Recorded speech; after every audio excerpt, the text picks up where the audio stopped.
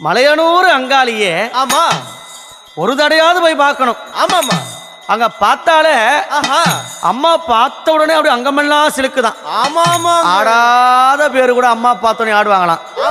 அப்படி இருக்கும்போது மலையனூர் போகணுங்க அத்தாலனா பார்க்கணுங்க. மலையனூர் போகணுங்க அத்தாலனா பார்க்கணுங்க.